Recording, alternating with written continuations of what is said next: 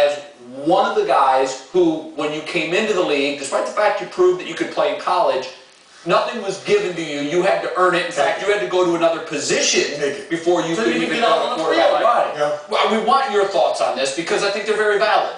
Well, you have to keep it in perspective, and I think the thing is when you listen to what T. Sizzle said, and I'm 110% with him, is that when you see a guy like Tim Tebow playing the game of football the way he doesn't belong in the National Football League compared to how it's been for people like myself that had to actually play the slash role to get the respect in the game, whether it's taking short yardage and goal line plays. That's why I mentioned that he needed to, get a package so he can become better as a quarterback.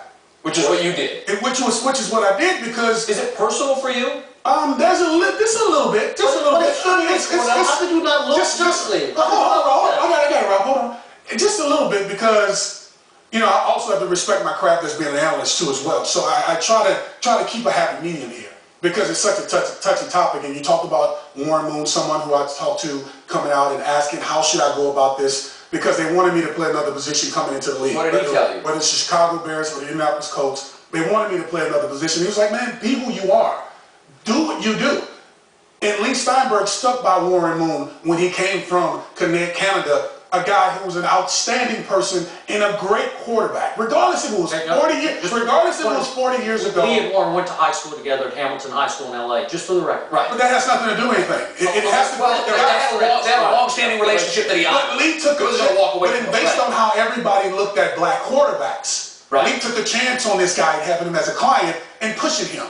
And of course, Warren Moon had to put in the work in order to get the respect throughout the league. Not like the Jake Delones who come off a bench or Carson Palmer who basically didn't want to go back to Cincinnati because he didn't feel like it. And all of a sudden, Hugh Jackson picks him up and he becomes the guy that gets a big deal. Jeff Garcia comes off the bench. So what happened to Aaron Brooks?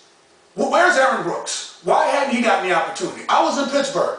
I had 46 wins, 29 losses, 72 and 72 touchdowns, interceptions. MVP the year before in 2001, MVP, Pro Bowl, AFC Championship game. I'm on the bench the fourth game of the season because I didn't play well in the first 3 games.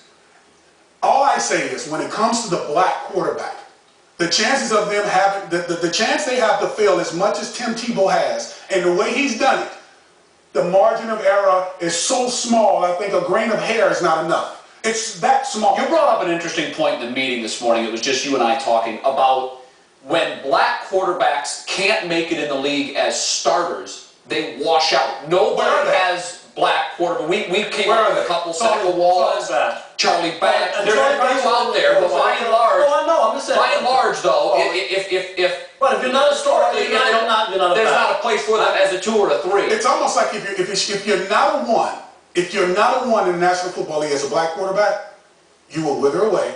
They won't call you back. If you won't get that chance to be the backup. It's just plain and simple. You can add it up, skip the way you want to, and I think that's where the frustration comes from a lot of players in the game that's been taught and talked about when it comes to black quarterbacks. They can't do this. They can't do that. All they need to put someone else in.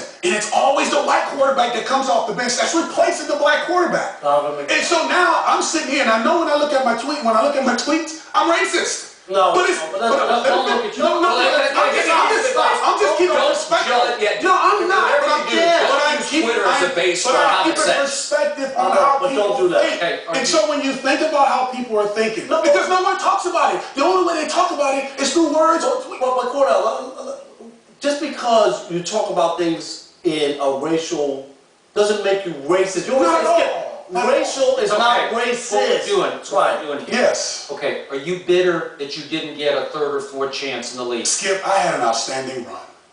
And I tell you what, the things I did in Pittsburgh spite us sometimes, based on how I had an outstanding run. You did. To be able to play quarterback, to play wide receiver, and then play But are you bitter that you didn't get an extended... No, I mean, when I look back... You went to Chicago. Yeah, I was bitter then. Okay. I was bitter then on how they handled it because they put Tommy Maddox in, and then the next year it went 6 and 10. How old were you when you were forced out? I think it was 31. Okay. At that 30. So you still have I was young. Let's look at the big picture. You were a 2nd round pick, which is not bad. So you were close to a 1st round pick. There's still value in your pick. And in your second season, you began to get your chance to play quarterback, right? Yep. Spend time with my Tom Zach. And then you wound up starting 94 games in the NFL, which is it's a good run, man. I mean, you got a long shot. And then Chicago made you the starting quarterback when Pittsburgh said, we've had enough of this. We can't go any farther with Kordell. And you had your shot, and it didn't work out very well. And at that point, the rest of the league said, okay, we're done with that, which may have been a little premature to me. I think you did deserve another shot somewhere else. And maybe it was the black quarterback syndrome that played there a little bit. The chance wasn't as lenient as the other quarterbacks, I would say, are getting a chance to help. And I like that you brought up Jake Delhomme because, you know, he went from Carolina to Cleveland, and it was pretty clear that his skill set had eroded. And there's a guy that you thought career will end right there, and now where is he? Right. And how about Garrett Collins going to Indianapolis? Yep. I don't care if he did play the fair and good. Yeah. I mean, he had the opportunity to take over beyond and over what Painter had the opportunity to do, which was sit and watch your quarterback and Peyton Manning run this system. And I think when you look at it in the end, it's gotten better. It's an excuse in my mind because there's too much talent out there from college in the National Football League where these African-American quarterbacks deserve the same opportunity as a Tim Tebow to make the mistakes so that they can learn and unleash and show how much of a gamer they are. All right, very good discussion.